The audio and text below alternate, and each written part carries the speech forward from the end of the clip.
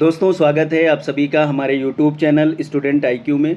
इस वीडियो में आज हम लोग जीएस और हिंदी दोनों सब्जेक्ट्स के प्रश्नों को सॉल्व करेंगे जो आपके सिलेबस और एग्ज़ाम के अकॉर्डिंग हैं। इस वीडियो में आपके एग्ज़ाम के लिए काफ़ी इम्पोर्टेंट प्रश्न हैं। हम लोग सभी प्रश्नों को बहुत अच्छी तरह समझते हुए सॉल्व करेंगे। ठीक है दोस्तों, चलिए शुरू करते हैं।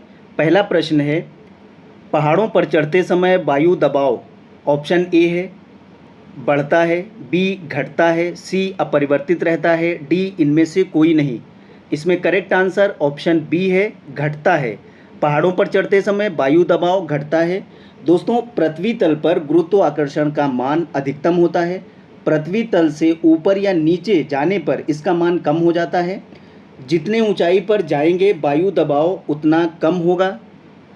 अगला प्रश्न है, बाष्पीकरण के फलस्वरूप होता है ऑप्शन ए तापमान और दाब में यादृच्छिक वृद्धि, बी शीतलन, सी तापमान में वृद्धि, डी तापन।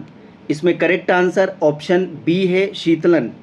बाष्पीकरण के फलस्वरूप शीतलन होता है क्योंकि इस प्रक्रिया में ऊष्मा ऊर्जा की आवश्यकता होती है। तरल गैस से परिवर्तित होने पर अणुओं द्वारा ऊर्जा को अवशोषित कर लिया जाता है। अगला प्रश्न है, वैदिक काल में निम्नलिखित में से किस अनाज के लिए व्रीहि शब्द का प्रयोग किया जाता था? ऑप्शन ए गेहूं, बी मक्का, सी जौ, डी चावल। इसमें करेक्ट आंसर ऑप्शन डी है, चावल। वैदिक काल में व्रीहि धान के लिए प्रयोग किया जाता था। यव जौ, माड़ उड़द, मुगद मूंग, गोधूम गेहूं आदि अनाजों का वर्णन यजुर्वेद में मिलता है। अगला प्रश्न है, जैन धर्म के 23वें तीर्थंकर कौन थे? Option A Rishabhdev, B Mahavir Swami, C Parshvanath, D Mallinath. इसमें करेक्ट आंसर है ऑप्शन सी पार्श्वनाथ। जैन धर्म के 23वें तीर्थंकर पार्श्वनाथ थे। ठीक है, वो काशी नरेश अश्वसेन के पुत्र थे। इनकी माता का नाम वामा था। इनका समय महावीर स्वामी से 250 वर्ष पहले माना जाता है। ठीक है, आगे बढ़ते हैं। अगला प्रश्न है, दूसरे चंद्रगुप्त के कार्यकाल में निम्नलिखित में से किसने भारत का दौरा किया? Option A Fahien, B Hiuen Tsang, C अश्वघोष, डी वसुमित्र। इसमें करेक्ट आंसर ऑप्शन ए है, फाहियान। फाहियान एक चीनी यात्री था जो बौद्ध धर्म का अनुयायी था। फाहियान के यात्रा का उद्देश्य बौद्ध हस्तलिपियों में बौद्ध स्मृतियों को खोजना था। फाहियान चंद्रगुप्त द्वितीय के कार्यकाल में भारत का दौरा किया था। ऑप्शन ए करेक्ट आंसर है। अगला प्रश्न है, CaSO4 2H2O का रासायनिक सूत्र है। इसका करेक्ट आंसर ऑप्शन बी है, जिप्सम। ये जिप्सम का रासायनिक सूत्र है। ठीक है, जिप्सम एक परतदार खनिज है जिसे सेलेनाइट भी कहते हैं। अगला प्रश्न है, उच्च शुद्धता का जर्मेनियम द्वारा प्राप्त किया जाता है। इसमें ऑप्शन ए है बाष्प चरण परिशोधन, बी क्षेत्र परिशोधन, सी द्रवीकरण, डी इलेक्ट्रोलाइट परिशोधन। इसमें करेक्ट आंसर है ऑप्शन बी क्षेत्र परिशोधन। उच्च शुद्धता का जर्मेनियम क्षेत्र परिशोधन द्वारा प्राप्त किया जाता है। ये तत्व अल्प मात्रा में पृथ्वी पर पाया जाता है। साधारणतया ये जस्ते के खनिजों से प्राप्त होता है। अगला प्रश्न है, प्राकृतिक स्थलीय पारिस्थितिकी तंत्र का उदाहरण निम्नलिखित में से कौन सा है? ऑप्शन ए जलजीवशाला, बी झील, सी घास स्थल, डी महासागर। इसमें करेक्ट आंसर है ऑप्शन सी घास स्थल। प्राकृतिक स्थलीय पारिस्थितिकी तंत्र के उदाहरणों में टुंड्रा, टैगा, समशीतोष्ण पर्णपाती वन, उष्णकटिबंधीय वर्षा वन, घास के मैदान और रेगिस्तान शामिल हैं। ठीक है, प्राकृतिक स्थलीय पारिस्थितिकी तंत्र का उदाहरण घास स्थल है। ठीक है, अगला प्रश्न है, निम्नलिखित मुगलों में से उनके साम्राज्य का संस्थापक कौन था? Option A Babur, B Bahadur Shah, C Shahjahan, D Akbar. इसमें करेक्ट आंसर ऑप्शन ए है, बाबर। भारत में मुगल वंश के संस्थापक ज़हीरुद्दीन मोहम्मद बाबर को माना जाता है। वही मुगल साम्राज्य का संस्थापक था। बाबर का जन्म 14 फरवरी 1400 1383, ठीक है, को हुआ था। बाबर के नाम से प्रसिद्ध है ये, वह मुग़ल शासक थे। अगला प्रश्न है, भारत में साइमन कमीशन किस वर्ष आया था? Option A 1929, B 1931, C 1928, D 1930। इसमें करेक्ट आंसर ऑप्शन सी है 1928। साइमन कमीशन का गठन 8 नवंबर 1927 को 7 ब्रिटिश सांसदों के समूह से किया गया था, जिसका मुख्य उद्देश्य मॉन्टेग्यू चेम्सफोर्ड सुधारों की जांच करना था। ये 3 फरवरी 1928 को भारत आया, ठीक है, 3 फरवरी 1928 को, और इसका गठन 8 नवंबर को हुआ था 1927 में, ठीक है। कमीशन के सभी सदस्य अंग्रेज होने की वजह से भारतीय आंदोलनकारियों द्वारा इसका विरोध किया गया था।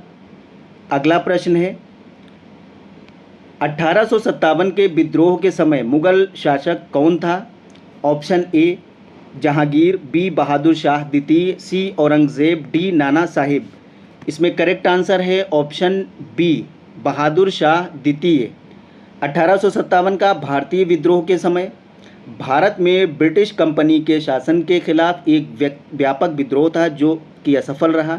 उस दौरान मुग़ल बादशाह बहादुर शाह जफ़र यानी बहादुर शाह द्वितीय इनको कहा जाता था, ठीक है, ये उस टाइम के बादशाह थे। 1857 की क्रांति के समय भारत का गवर्नर लॉर्ड जनरल कैनिंग और इंग्लैंड के प्रधानमंत्री पाम स्टैंड थे।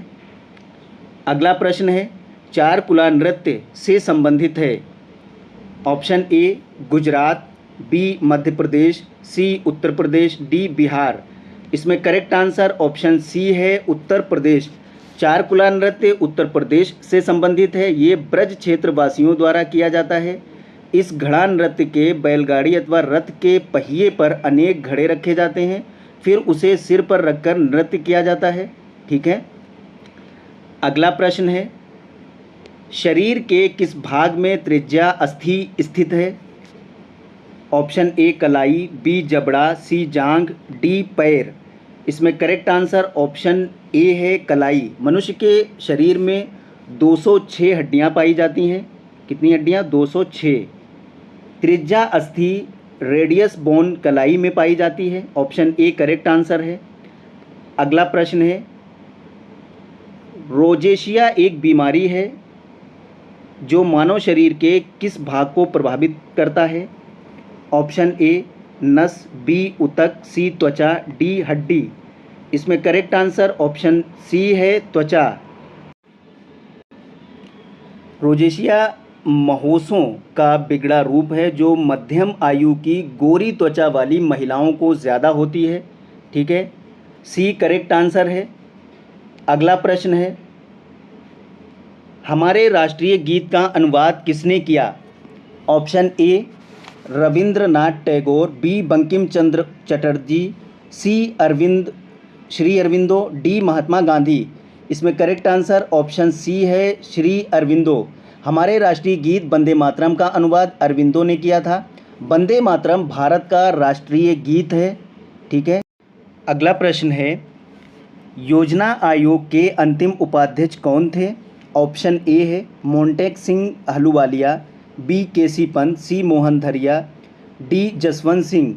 इसमें करेक्ट आंसर है ऑप्शन ए मोंटेक सिंह अहलूवालिया। योजना आयोग का गठन 15 मार्च 1950 में हुआ था। 15 मार्च 1950 योजना आयोग का गठन हुआ था। ये एक गैर संवैधानिक सलाहकारी परामर्शकारी निकाय है। इसका अध्यक्ष तत्कालीन प्रधानमंत्री होता है, लेकिन वर्तमान में इस आयोग का नाम बदलकर नीति आयोग कर दिया गया है, ठीक है, इसका नाम नीति आयोग हो गया है। और इसके अंतिम उपाध्यक्ष मोंटेक सिंह अहलूवालिया थे। अगला प्रश्न है, वनस्पति कृषि जो खेती का एक प्रारंभिक रूप है पहली बार में प्रयोग में लाया गया था? ऑप्शन ए दक्षिण पूर्व यूरोप, बी दक्षिण पूर्व एशिया, सी दक्षिण अमेरिका के उत्तर पूर्व क्षेत्र, डी मध्य एशिया। इसमें करेक्ट आंसर होगा ऑप्शन बी दक्षिण पूर्व एशिया। वनस्पति कृषि पहली बार दक्षिण पूर्व एशिया में प्रयोग में लाया गया था। ये खेती का एक प्रारंभिक रूप है। अगला प्रश्न है, तूर दाल को अन्य किस नाम से जाना जाता है? ऑप्शन ए अरहर, बी ज्वार, सी मसूर, डी रागी। इसमें करेक्ट आंसर होगा ऑप्शन ए अरहर। तूर दाल को अरहर दाल के नाम से भी जाना जाता है। इसमें खनिज, कार्बोहाइड्रेट, लोहा, कैल्शियम आदि पर्याप्त मात्रा में पाया जाता है। अगला प्रश्न है, वाणिज्य के किस क्षेत्र में बुल तथा बियर जुड़े हुए हैं? ऑप्शन ए विदेश व्यापार, बी आंतरिक व्यापार, सी शेयर बाजार, डी बैंकिंग। इसमें करेक्ट आंसर ऑप्शन सी है, शेयर बाजार। वाणिज्य के शेयर बाजार क्षेत्र से बुल और बियर जुड़े हुए हैं। अगला प्रश्न है, हॉटेनटॉस जाति किस देश के नागरिकों के लिए कहा जाता है? Option A America, B Australia, C Bharat, D दक्षिण पश्चिम अफ्रीका। इसमें करेक्ट आंसर ऑप्शन डी है, दक्षिण पश्चिम अफ्रीका। हॉटेनटॉस जाति दक्षिण पश्चिम अफ्रीका के नागरिकों के लिए प्रयोग किया जाता है। आगे बढ़ते हैं। अगला प्रश्न है, निम्नलिखित में से कौन सा पड़ोसी देश एक भूमि बंद देश है? ऑप्शन ए म्यांमार, बी चीन, सी भूटान, डी पाकिस्तान। इसमें करेक्ट आंसर ऑप्शन सी है, भूटान। भारत के पड़ोस में दो भूमि बंद देश हैं, नेपाल और भूटान। दोनों भारत के उत्तर हिमालय रेंज में स्थित हैं। भूटान एक भूमि बंद देश है। अगला प्रश्न है, गंगा नदी निम्नलिखित में से किस राज्य से होकर नहीं बहती है? Option A Bihar, B Paschim Bengal, C Arunachal Pradesh, D Uttarakhand. इसमें करेक्ट आंसर है ऑप्शन सी अरुणाचल प्रदेश। गंगा नदी उत्तराखंड के गढ़वाल हिमालय पर गंगोत्री से भागीरथी नाम से निकलती है। गंगा उत्तर प्रदेश, बिहार, झारखंड और पश्चिम बंगाल के फरक्का से होकर बांग्लादेश चली जाती है। ये अरुणाचल प्रदेश से होकर नहीं बहती है। आगे बढ़ते हैं। अगला प्रश्न है, 3 बीघा विवाद किस देश के साथ है? Option A Bangladesh, B Nepal, C Bhutan, D Pakistan. इसका करेक्ट आंसर है ऑप्शन ए बांग्लादेश। 3 बीघा गलियारा भारत और बांग्लादेश की सीमा पर स्थित भारत का एक भूभाग है, जो सितंबर 2011 में बांग्लादेश को लीज पर दे दिया गया था, ताकि बांग्लादेश को दहग्राम अंगरपोटा नामक अंतर्वेशों को सीधे भूभाग द्वारा बांग्लादेश से जोड़ा जा सके। ठीक है, आगे बढ़ते हैं। अगला प्रश्न है, आर्थिक सहयोग व विकास संगठन OECD का मुख्यालय कहाँ स्थित है? Option A New York, B Washington DC, C London, D Paris. इसमें करेक्ट आंसर ऑप्शन डी है, पेरिस। आर्थिक सहयोग और विकास संगठन OECD, इसका मुख्यालय पेरिस में स्थित है और ये फ्रांस में है। ठीक है, इसके 38 सदस्य देशों का ये अंतर सरकारी आर्थिक संगठन है। इसमें कितने सदस्य हैं? 38 सदस्य हैं। ठीक है, अगला प्रश्न है, राष्ट्रीय शिक्षा दिवस प्रत्येक वर्ष को मनाया जाता है। ऑप्शन ए 27 अक्टूबर, बी 4 मार्च, सी 17 सितंबर, डी 11 नवंबर। करेक्ट आंसर होगा ऑप्शन डी 11 नवंबर। राष्ट्रीय शिक्षा दिवस प्रत्येक साल या प्रत्येक वर्ष 11 नवंबर को मनाया जाता है। ये दिवस वर्ष 2008 से प्रत्येक वर्ष मनाया जा रहा है। 2008 से ये हर साल मनाया जा रहा है। अगला प्रश्न है, रॉबर्ट कैनिगेल की पुस्तक the man who knew infinity किसकी जीवनी है? Option A Homi Bhabha, B Vikram Sarabhai, D Srinivasa Ramanujan, D sir CV Raman. इसमें करेक्ट आंसर है option C Srinivasa Ramanujan. Robert Kanigel की पुस्तक the man who knew infinity भारतीय गणितज्ञ श्रीनिवास रामानुज की जीवनी है। अगला प्रश्न है, रॉबर्ट कैनिगेल की पुस्तक the man who knew infinity किसकी जीवनी है? इसमें करेक्ट आंसर है ऑप्शन सी रामानुजन, श्रीनिवास रामानुजम। ठीक है, अगला प्रश्न है, भारत का मूल रूप संविधान द्वारा हाथ से लिखा गया था। Option A Rafi Ahmed Kidwai, B Kailashnath Kidwai, C Prem Behari Narain Raizada, D Kanhaiyalal Maneklal Munshi. इसमें करेक्ट आंसर ऑप्शन सी है, प्रेम बिहारी नारायण रायजादा। इनके द्वारा संविधान की हस्तलिपि तैयार की गई थी। आचार्य नंदलाल बोस के मार्गदर्शन में शांति निकेतन के कलाकारों ने इसे अलंकृत किया। ये दस्तावेज अब भारत की संसद भवन के पुस्तकालय में संरक्षित है। अगला प्रश्न है, भारत के संविधान में कुल कितने भाग हैं? Option A 24, B 20, C 18, D 22। इसमें करेक्ट आंसर ऑप्शन डी है, 22 भाग। भारत के संविधान में कुल 22 भाग हैं, ठीक है, और इसमें 12 अनुसूचियां हैं। और जब संविधान लागू हुआ था उस समय 395 अनुच्छेद थे, 8 अनुसूची थी, ठीक है। वर्तमान में अनुसूची 12 हो गई हैं और अनुच्छेद 400 से अधिक हैं, 400 प्लस हैं।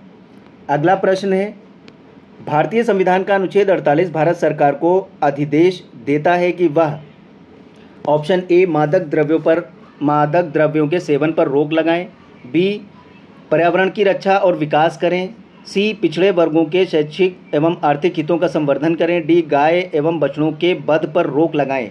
इसमें करेक्ट आंसर है ऑप्शन डी गाय एवं बछड़ों के वध पर रोक लगाएं। अनुच्छेद 48 में राज्य कृषि और पशुपालन को आधुनिक और वैज्ञानिक बनाने का प्रयास करेगा तथा विशेष रूप से दुधारू और वाहक पशुओं की नस्लों के संरक्षण और सुधार के लिए उनका वध रोकने के लिए कदम उठाएगा, ठीक है। वेरी इंपॉर्टेंट है, इसको याद कर लेंगे। अनुच्छेद 48 में गाय एवं बछड़ों के वध पर रोक लगाने के लिए प्रावधान है। अगला प्रश्न है, उत्तर प्रदेश का राज्य पक्षी कौन सा है? ऑप्शन ए पन्ना कबूतर, बी मोनल, सी सारस क्रेन, डी राम चिरैया। इसमें करेक्ट आंसर ऑप्शन सी है, सारस क्रेन। उत्तर प्रदेश का राजकीय पक्षी सारस क्रेन या क्रॉन्च है। इस पक्षी को गंगा के मैदानी भागों और भारत के उत्तरी पूर्वी भागों में देखा जा सकता है। ये उत्तर प्रदेश का राज्य पक्षी है। अगला प्रश्न है, उत्तर प्रदेश का निम्नलिखित में से कौन सा जिला बुंदेलखंड क्षेत्र का हिस्सा है? Option A Chandauli, B Auraiya, C Mahoba, D Etah. इसमें करेक्ट आंसर है ऑप्शन सी महोबा। बुंदेलखंड उत्तर प्रदेश के दक्षिण और मध्य प्रदेश के लगभग पूर्वोत्तर में स्थित है। उत्तर प्रदेश का ज़िला महोबा बुंदेलखंड जिले क्षेत्र के अंतर्गत आता है। अगला प्रश्न है, उत्तर प्रदेश का क्षेत्रफल देश के कुल क्षेत्रफल का लगभग है। Option A 13.5%, B 9.4%, C 8.4%, D 7.3%। तो देश का कुल क्षेत्रफल का उत्तर प्रदेश कितना है? Option D 7.3%। क्षेत्रफल की दृष्टि से चौथा बड़ा राज्य है उत्तर प्रदेश, ठीक है। आगे बढ़ते हैं। अगला प्रश्न है, उत्तर प्रदेश का सबसे बड़ा ज़िला कौन सा है? Option A Lakhimpur Kheri, B Allahabad, C Lucknow, D Raebareli. इसमें करेक्ट आंसर है ऑप्शन ए लखीमपुर खीरी। प्रदेश का क्षेत्रफल 2,40,928 वर्ग किलोमीटर है, जो कि भारत के क्षेत्रफल का 7.33 है। अभी ऊपर हम लोगों ने पढ़ा है, ठीक है। और उत्तर प्रदेश में सर्वाधिक क्षेत्रफल वाला ज़िला लखीमपुर खीरी है। सबसे कम क्षेत्रफल वाला ज़िला हापुड़ है, ठीक है। हापुड़ सबसे कम क्षेत्रफल वाला ज़िला है, लखीमपुर सबसे ज़्यादा क्षेत्रफल वाला ज़िला है। आगे बढ़ते हैं। अगला प्रश्न है, उत्तर प्रदेश पुलिस भर्ती एवं प्रोन्नति बोर्ड द्वारा कांस्टेबल सिविल पुलिस की नियुक्ति में शारीरिक क्षमता परीक्षा में पुरुष अभ्यर्थियों को दौड़ने की ज़रूरत होती है। ऑप्शन ए 25 मिनट में 4.8 किलोमीटर, 25 मिनटों में 3.8 किलोमीटर, 35 मिनटों में 4.8 किलोमीटर, 35 मिनटों में 3.8 किलोमीटर। तो इसमें करेक्ट आंसर है ऑप्शन ए 25 मिनटों में 4.8 किलोमीटर। उत्तर प्रदेश पुलिस भर्ती एवं प्रोन्नति बोर्ड द्वारा पुलिस की नियुक्ति के लिए शारीरिक दक्षता परीक्षा में पुरुष अभ्यर्थियों के लिए 25 मिनट में 4.8 किलोमीटर दौड़ने की ज़रूरत होती है। आगे बढ़ते हैं। अगला प्रश्न है, चंदेल शासक के दौरान उत्तर प्रदेश का निम्नलिखित में से कौन सा क्षेत्र जेजाक भुक्ती या जयहोटी के नाम से जाना जाता था? Option A Awadh, B Bundelkhand, C Kashi, D Doab. इसमें करेक्ट आंसर है ऑप्शन बी बुंदेलखंड। जेजाक भुक्ती या जयहोटी एक वीर भूमि रही है। कभी इस पर चंदेल राजाओं का शासन हुआ करता था। अब ये बुंदेलखंड क्षेत्र के नाम से जानी जाती है। ठीक है दोस्तों, आगे बढ़ते हैं। अगला प्रश्न है, हाल ही में भारतीय नौसेना में युद्धपोत की कमान संभालने वाली पहली महिला अफसर बनी। ठीक है, वेरी इंपॉर्टेंट प्रश्न है। इसमें option A Jaya Verma, B Prerna Deosthalee, C Arati Saha, D Menaka Mishra. इसमें करेक्ट आंसर ऑप्शन बी है प्रेरणा देव स्थली। दिसंबर 2023 में भारतीय नौसेना में युद्धपोत की कमान संभालने वाली पहली महिला प्रेरणा देव स्थली बनी है। इसको रट लेंगे दोस्तों, क्योंकि पहली महिला है तो ये क्वेश्चन बन सकता है। आगे बढ़ते हैं। अगला प्रश्न है, दिसंबर 2023 में भारतीय सड़क कांग्रेस का आयोजन कहाँ किया गया? Option A Lucknow, B Bhopal, C Gandhinagar, D Jaipur. इसमें करेक्ट आंसर है ऑप्शन सी गांधीनगर। दिसंबर 2023 में गुजरात के गांधीनगर में 82वीं भारतीय सड़क कांग्रेस का आयोजन किया गया। इसका उद्देश्य सड़कों के विकास एवं नागरिकों के सड़क सुरक्षा के विषय में जागरूक करना है। ठीक है, आगे बढ़ते हैं। अगला प्रश्न है, दिसंबर 2023 में जारी गतिशील भूजल संसाधन मूल्यांकन रिपोर्ट 2023 के अनुसार सर्वाधिक भूजल वृद्धि वाला राज्य कौन सा है? ऑप्शन ए है पंजाब, बी उत्तर प्रदेश, सी पश्चिम बंगाल, डी मध्य प्रदेश। इसमें करेक्ट आंसर है ऑप्शन सी पश्चिम बंगाल। जल शक्ति मंत्रालय द्वारा जारी गतिशील भूजल संसाधन मूल्यांकन रिपोर्ट 2023 के अनुसार सर्वाधिक भूजल वृद्धि वाला राज्य पश्चिम बंगाल है। ऑप्शन सी बिल्कुल राइट आंसर है। आगे बढ़ते हैं दोस्तों, अब हम लोग यहाँ से हिंदी के प्रश्नों को सॉल्व करेंगे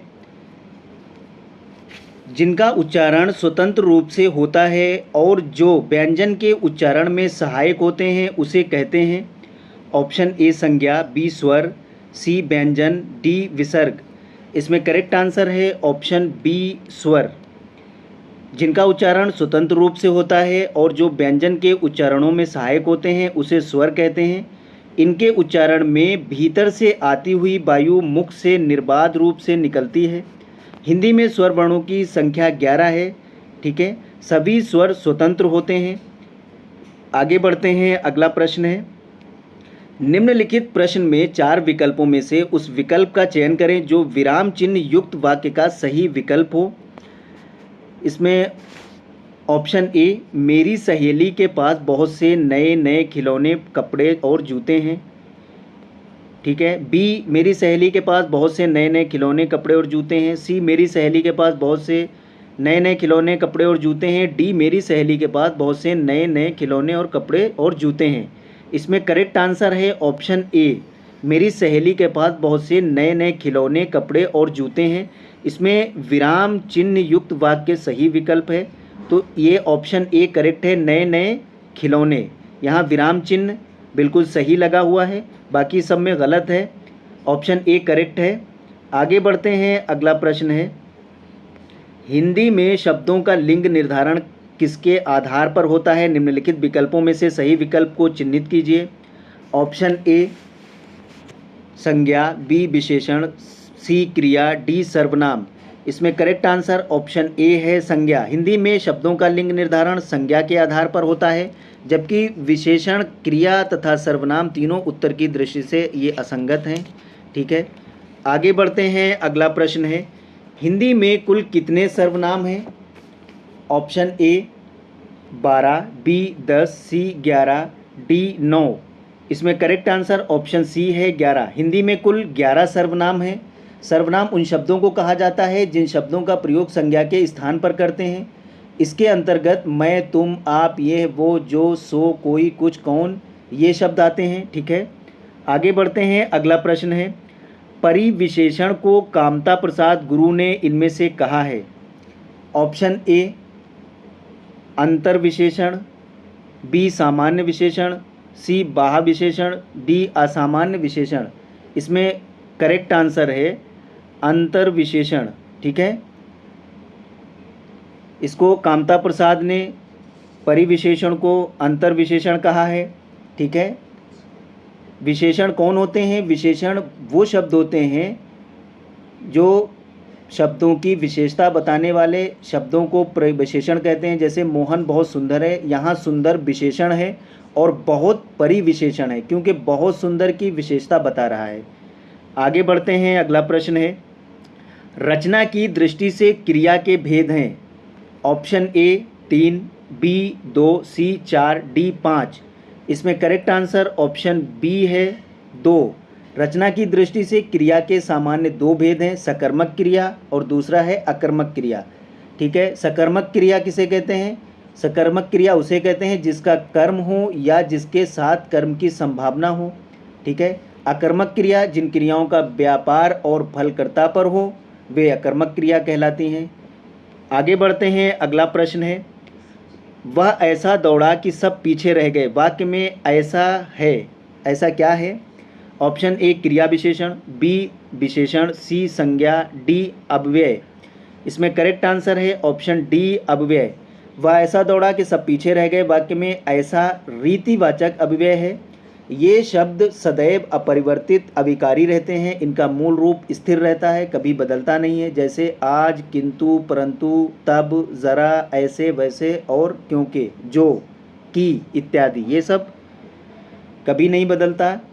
आगे बढ़ते हैं, अगला प्रश्न है, लिंग के आधार पर असंगत शब्द युग्म है। ऑप्शन ए श्रीमान श्रीमती, बी विद्वान विदुषी, सी युवा युवती, डी दाता दात्री। इसमें करेक्ट आंसर है ऑप्शन डी दाता दात्री। दाता दात्री लिंग के आधार पर असंगत शब्द युग्म है, इसका संगत शब्द युग्म दाता दात्री होगा। ठीक है, ये दात्री ऐसे होगा, सॉरी दात्री। ठीक है, ऐसे दात्री होगा। आगे बढ़ते हैं, अगला प्रश्न है, चाय शब्द का प्रयोग किस वचन में होता है? ऑप्शन ए एक वचन, बी द्विवचन, सी बहुवचन, डी कोई नहीं। इसमें करेक्ट आंसर ऑप्शन ए है एक वचन। चाय शब्द का प्रयोग एक वचन में होता है। आगे बढ़ते हैं, अगला प्रश्न है, अपूर्ण भूतकाल का प्रयोग किस वाक्य में हुआ है? ऑप्शन ए ज्ञानू रो रहा था, बी ज्ञानू 1 घंटे से सो रहा है, सी ज्ञानू रोया, डी ज्ञानू सो गया। इसमें करेक्ट आंसर है ऑप्शन ए ज्ञानू रो रहा था। ज्ञानू रो रहा था इस वाक्य में अपूर्ण भूतकाल का प्रयोग हुआ है। ऐसी भूतकालिक क्रियाएं जिसके समाप्ति का पता नहीं चल पा रहा है वो अपूर्ण भूतकालिक क्रियाएं कहलाती हैं। जैसे राधिका नाच रही थी, बच्चा सो रहा था, ये अपूर्ण भूतकाल है। अगला प्रश्न है, इनमें से भाववाच्य का उदाहरण कौन सा है? इसमें ऑप्शन ए है आम खाया जाता है, बी मैंने पुस्तक पढ़ी, सी पुस्तक पढ़ी जाती है, डी धूप में चला नहीं जाता। इसमें करेक्ट आंसर ऑप्शन डी है धूप में चला नहीं जाता। वाक्य में भाववाच्य है, वाच्य क्रिया के उस रूपांतर को कहते हैं जिसमें कर्ता कर्म और भाव के अनुसार क्रिया में परिवर्तन का ज्ञान होता है। वाच्य के भेद हैं 3, कौन कौन से? कर्तवाच्य, कर्मवाच्य, भाववाच्य। जिस वाक्य में अकर्मक क्रिया का मुख्य भाव हो उसे भाववाच्य कहते हैं। आगे बढ़ते हैं, अगला प्रश्न है, कारक के भेद हैं। Option A 5, B 6, C 7, D 8। इसमें करेक्ट आंसर है ऑप्शन डी 8। किसी वाक्य, मुहावरा या वाक्यांश में संज्ञा या सर्वनाम के वाक्य के अन्य पदों, विशेषता, क्रिया के साथ जो संबंध होता है उसे कारक कहते हैं। हिंदी में कारकों की संख्या 8 मानी गई है। कर्ता, कर्म, करण, संप्रदान, अपादान, संबंध, अधिकरण और संबोधन। ठीक है, ये 8 होते हैं कारक के भेद। आगे बढ़ते हैं, अगला प्रश्न है, आद्रक का तद्भव क्या है? ऑप्शन ए अदरक, बी आर्द्र, सी अदरक, डी अदरक। इसमें करेक्ट आंसर है ऑप्शन सी, आद्रक का तद्भव होगा अदरक। आद्रक क्या है? ये तत्सम है। ठीक है, आगे बढ़ते हैं, अगला प्रश्न है, अनुगामी शब्द में कौन सा उपसर्ग है? इसमें ऑप्शन ए आ, बी अ, सी अनु, डी अन। इसमें करेक्ट आंसर ऑप्शन सी है अनु। अनुगामी शब्द में अनु उपसर्ग है। उपसर्ग वे शब्द होते हैं जो मूल शब्द के आगे जुड़कर शब्द के अर्थ को परिवर्तित कर देते हैं। ठीक है, इसमें गामी के आगे अनु लगा दिया तो ये शब्द को इसके शब्द के अर्थ को क्या किया, इसने परिवर्तित कर दिया। ठीक है, आगे बढ़ते हैं। अगला प्रश्न है, रक्तिमा शब्द में कौन सा प्रत्यय लगा है? ऑप्शन ए माँ, बी अमा, सी इमा, डी ईमा। इसमें करेक्ट आंसर है ऑप्शन सी इमा। रक्तिमा शब्द में इमा प्रत्यय लगा हुआ है। ठीक है, रक्त प्लस इमा क्या हो जाएगा? रक्त और प्लस इमा, ये हो जाएगा रक्तिमा। ठीक है, आगे बढ़ते हैं। अगला प्रश्न है, अनुराग का विलोम है। ऑप्शन ए विराग, बी सुहाग, डी वियोग, डी विहंग। इसमें करेक्ट आंसर ऑप्शन ए है विराग। अनुराग का विलोम विराग है और वियोग का विलोम संयोग होगा। ठीक है, आगे बढ़ते हैं। अगला प्रश्न है, अनय शब्द का विपरीतार्थक शब्द है। ऑप्शन ए आदि, बी ऊपरी, सी नए, डी अनग। इसका विपरीतार्थक शब्द क्या है?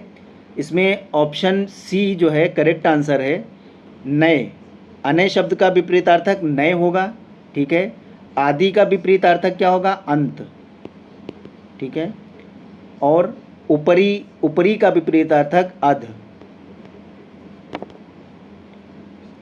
अनध का अघ। आगे बढ़ते हैं। अगला प्रश्न है, विकल्पों में दिया गया कौन सा शब्द निम्नलिखित वाक्य में रेखांकित शब्द का पर्यायवाची नहीं है?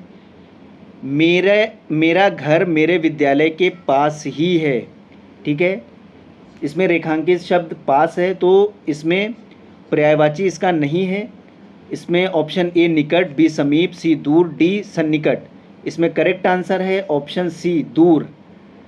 पास का पर्यायवाची शब्द दूर नहीं है, बल्कि पास का पर्यायवाची होता है निकट, समीप, सन्निकट, करीब, आसपास, नज़दीक। ये सब पास के पर्यायवाची होते हैं, दूर पास का पर्यायवाची नहीं है।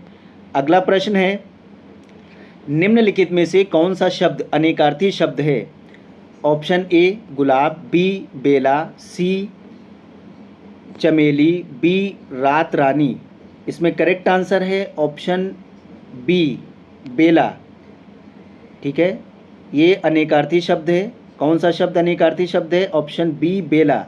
ठीक है, बेला शब्द का अर्थ है समय, एक फूल, कटोरा, लहर। अगला प्रश्न है, किस विकल्प में शब्द युग्म का अर्थभेद सही नहीं है?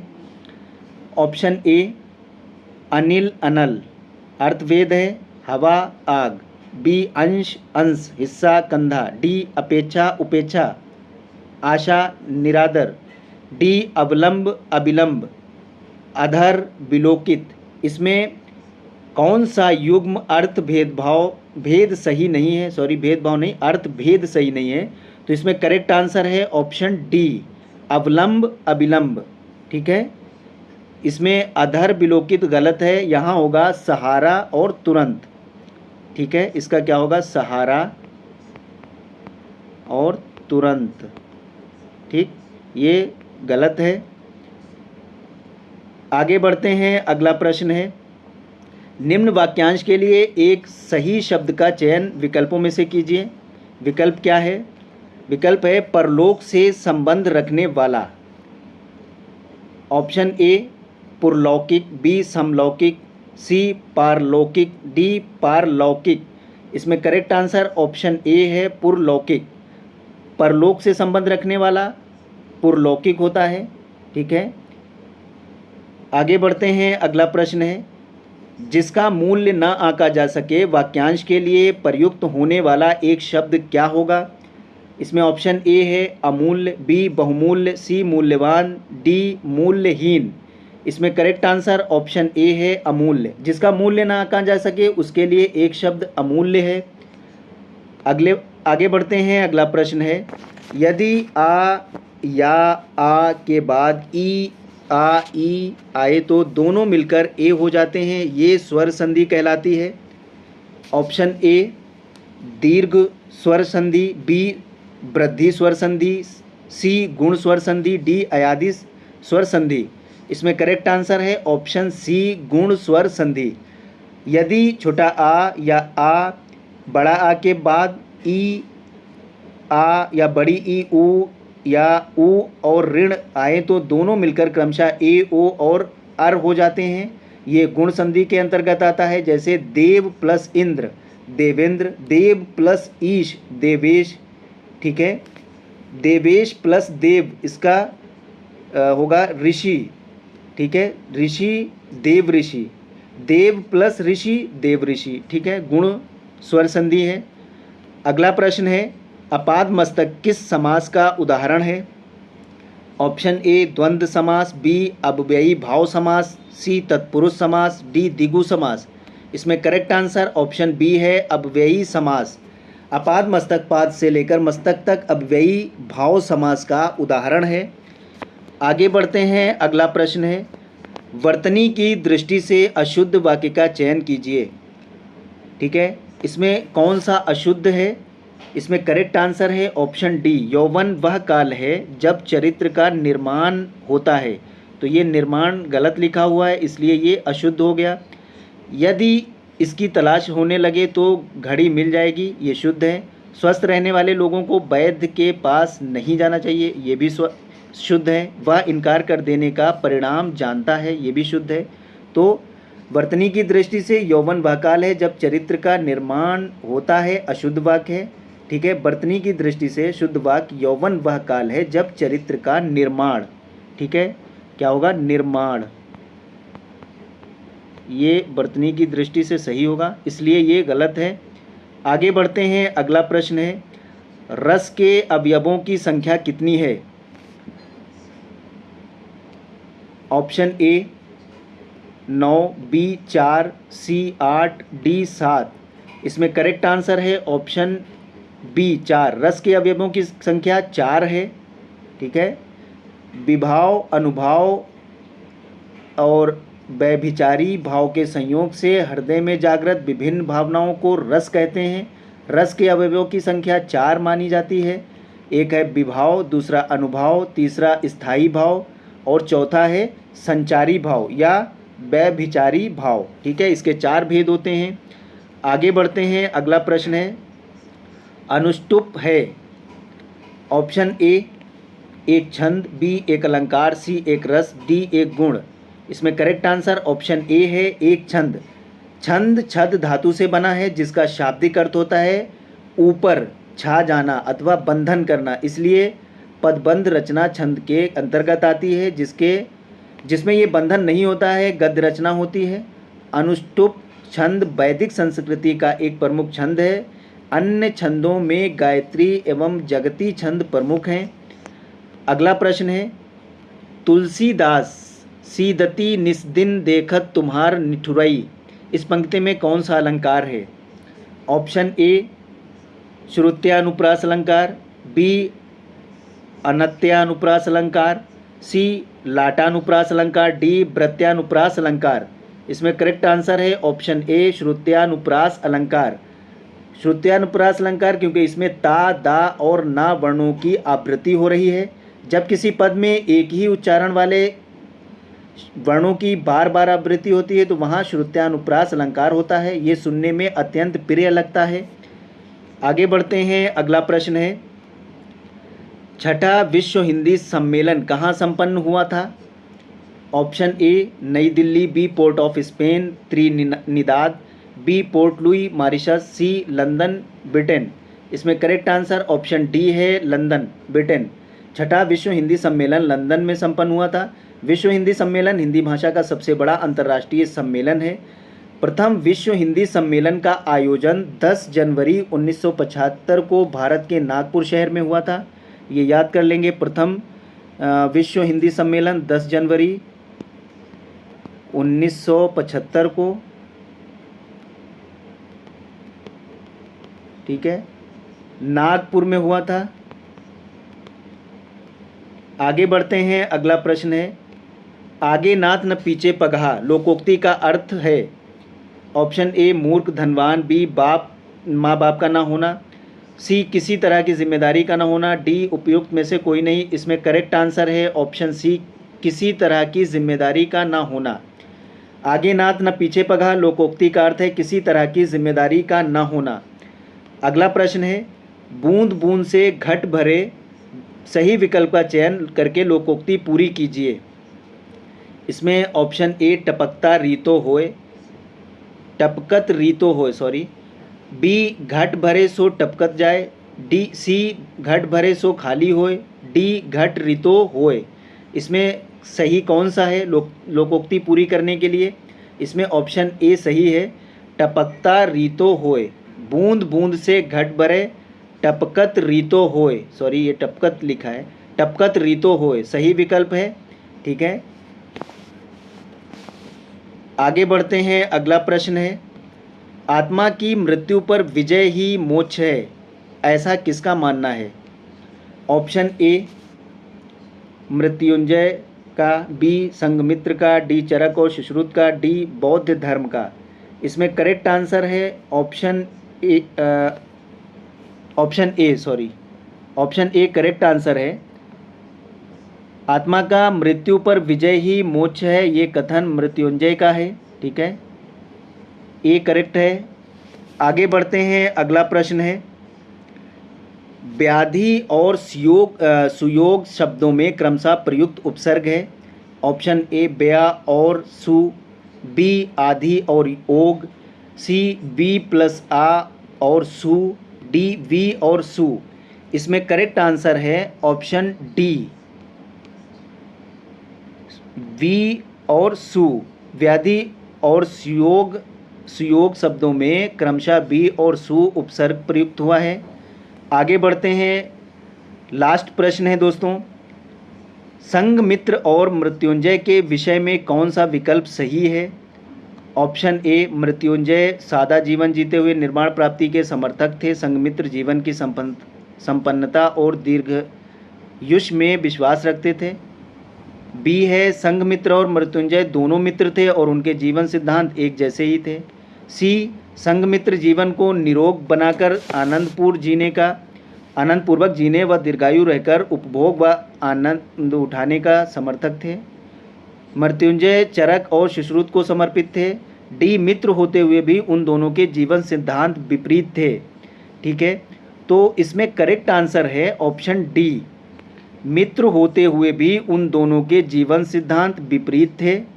ठीक है, इसमें पूछा गया है संघमित्र और मृत्युंजय के विषय में कौन सा विकल्प सही है, तो डी विकल्प सही है। दोनों लोग मित्र थे और दोनों के जीवन सिद्धांत क्या थे, एक दूसरे से विपरीत थे। ठीक है दोस्तों, मिलते हैं नेक्स्ट वीडियो में।